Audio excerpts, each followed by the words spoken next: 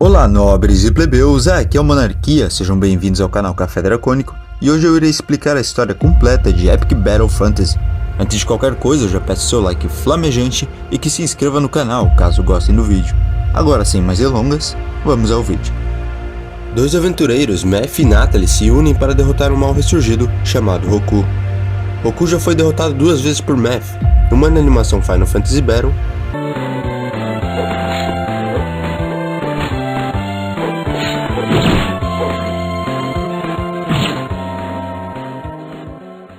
e outra no jogo Brawl Royale, onde ele volta como zumbi e é derrotado mais uma vez. Roku surge novamente como zumbi em Epic Battle Fantasy buscando vingança contra Meph. Ele espera Meph e Natalie em um cemitério assombrado, e assim que os dois chegam, uma batalha é travada, mas dessa vez, eles conseguem derrotar Roku de uma vez por todas. A morte de Roku gera uma explosão de energia e libera uma enorme quantidade de radiação gama devastando o planeta. E então, nós temos os acontecimentos de Epic Battle Fantasy 2. Alguns anos se passaram desde a morte de Roku e a grande explosão. A Terra ainda estava sendo devastada por causa da radiação, e isso fez com que os monstros sofressem mutações e a população começasse a discutir como eles poderiam reconstruir a civilização. Aproveitando do caos mundial, um homem ambicioso chamado Lance reúne um exército de monstros e robôs, e então tenta dominar o mundo com seu poder militar. Depois da última batalha, Meph e Natalie estavam se recuperando no Reino dos Gatos. E após descobrirem sobre a ameaça de Lance, o grupo sai com pressa e derrotam os gatos que tentam os impedir. Quando o grupo está próximo de encontrar Lance, eles encontram minhocas do deserto. Meph e Natalie resolvem comer a carne das minhocas, mas acabam se intoxicando e morrendo de gripe suína e desidratação. Porém, uma anja convenientemente desce dos céus e os revive. Após enfrentarem mais criaturas, Meph e Natalie encontram Lance, que está junto a seu tanque. Lance fala que vai passar por cima de todos que estiverem em seu caminho e que somente destruindo tudo, o mundo pode ser reconstruído. Após perder a batalha, Lance se rende. Meph e Lance reconhecem o espírito de luta de cada um e deixam suas diferenças de lado. Lance finalmente entende o valor da vida humana e se junta ao grupo de aventureiros. A civilização consegue se reestruturar e o mundo está em paz novamente. E então, nós temos os acontecimentos de Epic Battle Fantasy 3. Após a batalha, o trio Meph, Natalie e Lance acreditam que nenhuma força maligna possa pará-los, e então passam vários dias caçando tesouros e enfrentando várias criaturas. Lendas e rumores os levam até um templo antigo, onde um demônio poderoso adormecia preso por correntes. Meph cutuca o demônio com sua espada, o demônio acorda e libera uma forte onda de choque que paralisa todos, e então tenta sugar a alma do trio, mas a força combinada dos três é forte demais para ele absorver. Eles conseguem sobreviver, porém o poder do demônio foi tão forte que distorce o tempo e o espaço. O trio desmaia e ao acordarem, se deparam em uma cidade com seus poderes drenados e equipamentos espalhados por todo o continente. Tendo noção que acordaram um demônio que roubou os poderes dos três e que estava livre para causar devastação no continente, o trio parte em busca de vingança. Ao explorarem a cidade cheia de monstros, o grupo descobre que o demônio que enfrentaram se chama Akron e é tão antigo quanto a própria Terra. Os ancestrais da cidade que tentaram derrotá-lo conseguiram apenas selar o demônio secretamente no fundo de um vulcão para que ninguém mais o acordasse. A origem de Akron é desconhecida e agora com os rumores que ele havia acordado, vários aventureiros partem em direção à montanha. O grupo passa por ruínas antigas onde conhece um pouco da história sobre a origem de tudo. Há muito tempo atrás, um monolito alienígena foi descoberto por uma raça de gatos sem pés. O monolito então fez com que o DNA dos gatos mudasse, ganhando inteligência, usando ferramentas e construindo sociedades. Após destruírem uma tecnologia antiga dessa sociedade de gatos, eles chegam no vulcão onde Akron está acordado, causando distorções no espaço e no tempo, criando um buraco negro dentro do vulcão que aos poucos começa a afetar o mundo. O grupo enfrenta Akron e descobrem que ele estava vivo desde os primórdios da Terra, absorvendo o poder dela e de seus habitantes. Ele tinha uma fome de poder insaciável e com o passar do tempo, ele se tornou uma ameaça que não poderia mais ser ignorada ou selada. O grupo derrota Akron e são reconhecidos como heróis lendários. E então, nós temos os acontecimentos de Epic Battle Fantasy 4. Após terem sido reconhecidos como heróis lendários, o grupo passa a saquear cidades, alegando que, como eles salvaram o mundo, tinham o direito de ter tudo nele. Isso trouxe a eles vários inimigos que acabam fazendo no caminho. Enquanto isso, uma joia sagrada é roubada de um vilarejo chamado Bosque Verde. Lendas dizem que um desastre pode acontecer caso essa joia e outras caiam em mãos erradas. Ana, uma jovem patrulheira nervosa com a notícia, fica sabendo do grupo que saqueia cidades e então os persegue com a suspeita de que eles roubaram a joia. O primeiro do grupo que Ana encontra é Meph. Meph tenta fugir, porém é acertado por Ana. Ela procura a joia na bolsa que Meph estava carregando, mas não encontra a joia lá. Suspeitando que os outros membros do grupo estivessem com a joia, ela pega Meph como refém. Após encontrarem com Natalie e Lance, fica claro que eles não estão com a joia. Porém, o grupo ajuda a Ana a encontrar as joias mesmo assim. Conforme eles avançam por uma caverna de gelo, eles encontram a figura misteriosa de um gato que derrota o grupo com facilidade. Ana fica desesperada ao ver a figura e pede para o grupo se apressar para chegarem na próxima cidade chamada Queda Branca. Ao chegarem na cidade, eles notam que mais uma joia foi roubada. Lance fica impaciente e exige que Ana explique o que está acontecendo. Ana então conta a história de origem do mundo. No começo havia um único ser divino chamado Deus Gato. Deus Gato se sentia solitária, então criou os céus, a terra e todas as criaturas que ela habitam. Deus Gato fez os gatos à sua imagem e deu domínio sobre a terra e sobre todas as criaturas. Por milhares de anos, os gatos dominaram a terra, construindo civilizações e tecnologia avançada. Eles ficaram amigáveis com os humanos com o tempo. Porém, Deus Gato ficou com ciúmes dessa aliança. Ela destruiu tudo que os gatos haviam construído e retirou seus braços e pernas, permanecendo assim até hoje. E o grupo finalmente entende o motivo do Sem Pés estar bem, sem pés. Deus Gato deixou o mundo deixando para trás 3 joias. Os humanos, por gerações, protegeram as joias, mantendo elas afastadas uma das outras, pois temiam que Deus Gato retornaria caso elas se unissem novamente. Enquanto as joias não estivessem reunidas, Deus Gato poderia apenas utilizar seus 2 avatares, luz e escuridão. Somente com as joias reunidas ela teria seu poder completo. Após chegarem na última cidade, eles percebem que a última joia também foi roubada. Porém, dessa vez eles conseguem ver quem roubou as joias. Um bando de gatos. Eles conseguem derrotar parte deles, porém não conseguem recuperar as joias. Eles seguem o caminho que os gatos percorreram até chegarem em um templo nos céus. Porém já é tarde demais. A Deus Gato foi invocada com seu total poder e a batalha final se inicia.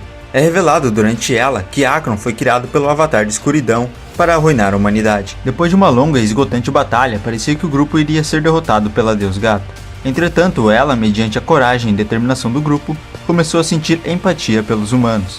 Ela sempre desejou que os gatos fossem fortes assim e ficou triste por ser um fracasso como mãe. Deus Gato percebe que o mundo que havia criado já não a pertencia mais, e sim aos humanos que fariam de tudo para protegê-lo. As crianças abandonadas de Deus Gato se tornaram fortes o suficiente para se rebelarem contra sua criadora. Esse mundo não seguiu o rumo que ela esperava. Deus Gato desapareceu na vastidão do espaço, procurando o mundo para chamar de casa. Agora, com os conhecimentos de suas próprias limitações, ela não cometerá o mesmo erro novamente. Ela irá continuar sua busca para criar um mundo perfeito para os gatos. Os gatos que conseguiram reunir as 3 joias para invocar Deus Gato foram reconhecidos por sua bravura. Eles ascenderam até o céu junto com Deus Gato para serem sementes para a população desse novo mundo. Sem Pés também ganhou uma chance de se juntar a eles, mas recusou por já ter uma casa junto a seus amigos neste mundo.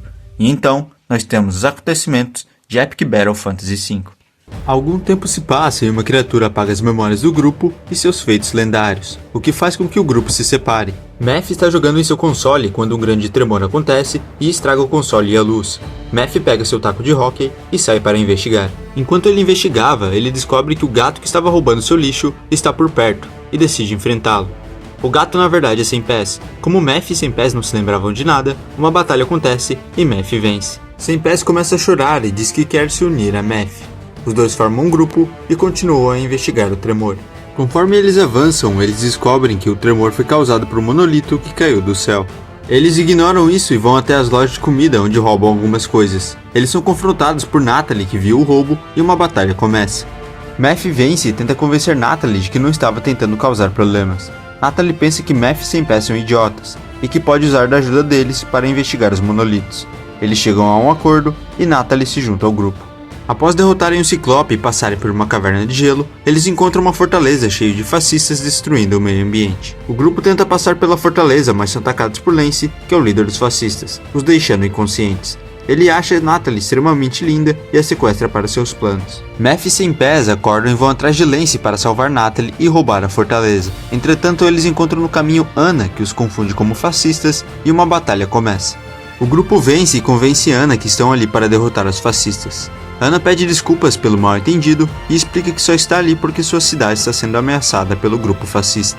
Ao notarem que tem um inimigo em comum, Anna se junta ao grupo e todos avançam para a fortaleza. Na fortaleza, o grupo encontra Natalie presa junto às outras mulheres. Ela fala que o grupo precisa encontrar o laboratório para soltarem ela, porém pede para o grupo tomar cuidado, pois é no laboratório que o grupo fascista estuda os monolitos. O grupo vai até o laboratório, mas no caminho encontram Lance desprevenido. Uma batalha ocorre, porém Lance escapa. Ao chegarem no laboratório, eles descobrem que os monolitos estão caindo ao redor do mundo e que esses monolitos se tratam de tecnologia alienígena. Anna explica que os monolitos corrompem o ambiente e seres vivos, os tornando agressivos. Eles descobrem que o grupo fascista busca estudar os monolitos para avançar sua tecnologia e dominar o mundo, assim como Lance queria em Epic Battle Fantasy 2. O grupo ativa a alavanca do laboratório e resgatam Natalie, porém antes de saírem da fortaleza, eles encontram Lance, que dessa vez está completamente preparado para a batalha.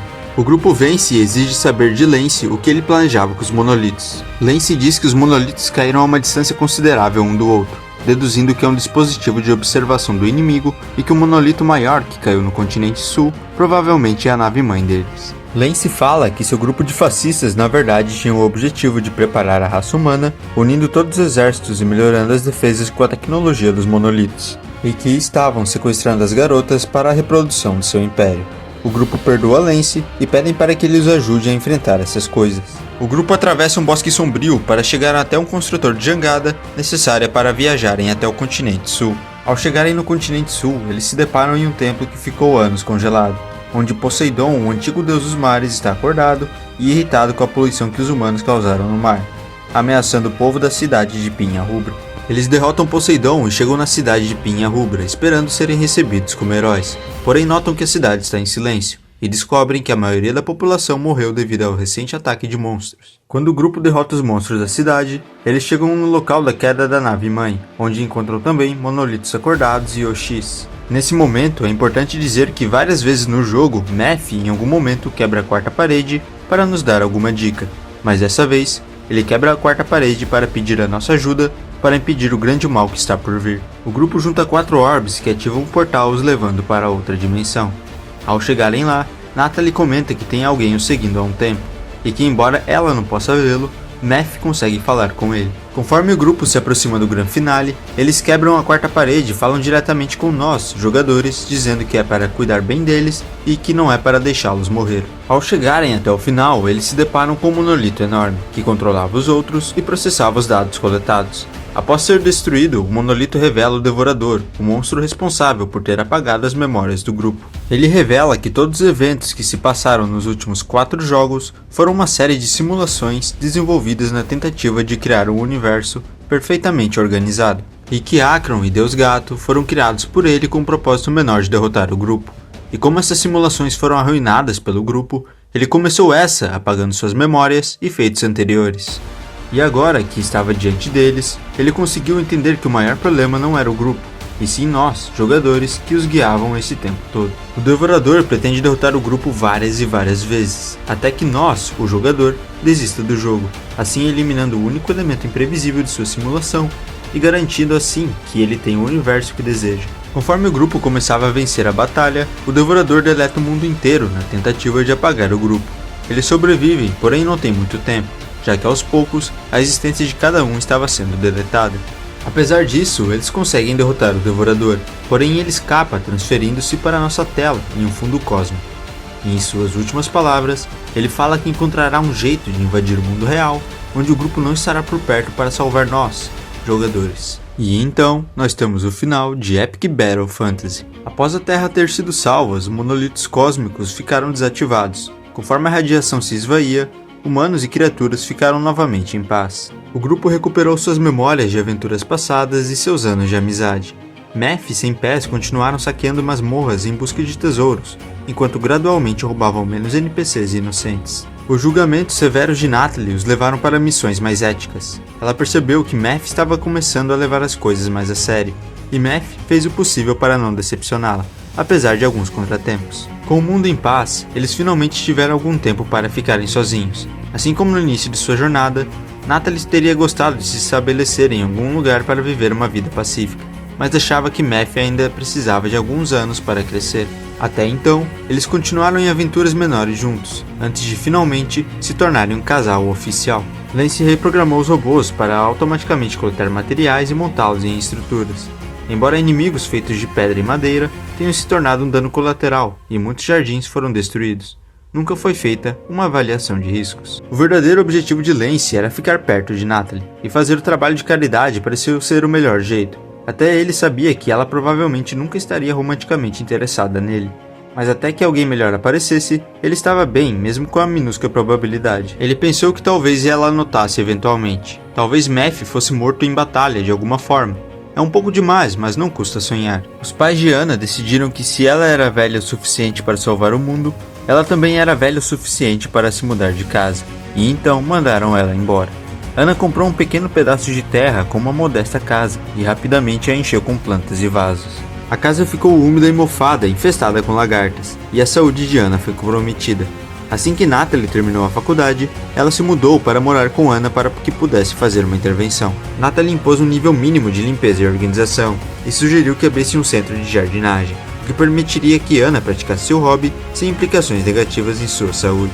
Saint-Pat serviu como mascote e o negócio se tornou bem popular com os hippies e idosos locais. Mephi e Anna cresceram jogando jogos em consoles diferentes. Agora eles jogam todos os jogos da qual sentiram falta, em particular, jogos de ação e aventura, especialmente se tiver um modo cooperativo.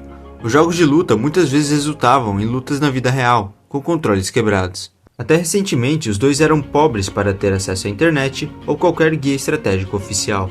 Agora, com algumas dicas disponíveis, eles estão finalmente revisitando muitos jogos antigos para descobrir os segredos que perderam antes. Eles também estão interessados em experimentar essa coisa nova chamada jogos online, mas problemas técnicos o impediram de conectar seus consoles. Anna e Lance compartilhariam muitas viagens de caça juntos. Eles caçariam pragas problemáticas como slimes e pinguins, que muitas vezes assediavam o gado das pequenas cidades. Eles até receberiam uma recompensa por uma fera rara e desafiadora como um Adamantoise e um Behemoth King.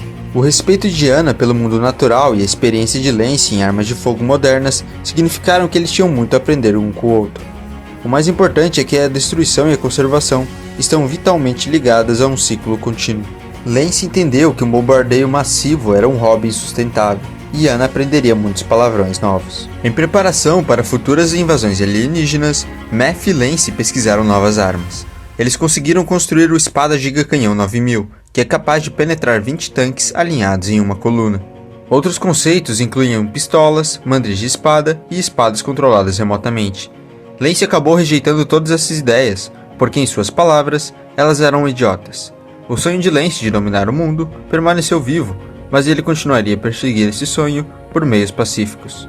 Com os recursos e a tecnologia que acumulou, daria início à Revolução Industrial, posicionando-se como líder de mercado num sistema capitalista emergente. Aparentemente, é mais lucrativo vender mercadorias do que destruí-las. O grupo não apenas salvou o mundo, mas também trabalhou duro para desfazer a maior parte dos danos que causaram ao longo do caminho. Eles reconstruíram aldeias, pagaram suas dívidas e doaram os monstros capturados para projetos de preservação locais. Eles construíram estátuas em sua homenagem e permaneceram bons amigos por muitos anos. Natalie se pergunta se agora ela e Mephi estão namorando, e Mephi fala que não, pelo menos não ainda, e que todas as coisas que passaram agora irão ocorrer no futuro. Natalie fala que é um pouco esquisito ver o que vai acontecer com eles e se isso não violaria alguma regra temporal. Mephi confia que eles vão arrumar um jeito de arruinar tudo antes que isso aconteça, e que há tempo de sobra para isso. Lance pergunta se esse realmente era o melhor final, e se for, ele não gostou. Anna comenta que duvida que alguém iria gostar do final preferido de Lance e que ela espera ele se parecer mais com o Lance do futuro. Lance fala que precisa programar seu próprio jogo algum dia, onde ele será o protagonista e sempre vencerá. Ele então sai para atirar em alguns pinguins, enquanto Anna e Saint-Pat vão também. E assim, termina o final bom. No final ruim, a única diferença é que vai faltar algumas cenas de interação final entre os membros do grupo, e vai dizer que eles manteram rancor um do outro e que raramente se falavam ou simplesmente não se falaram mais. Bom galera, esse foi o vídeo, espero que tenham gostado. De extra eu vou deixar algumas curiosidades nos comentários e caso você tenha alguma dúvida, pode deixar nos comentários que irei responder. Não se esqueça de deixar seu like flamejante e de se inscrever no canal. Um abraço e até o próximo vídeo.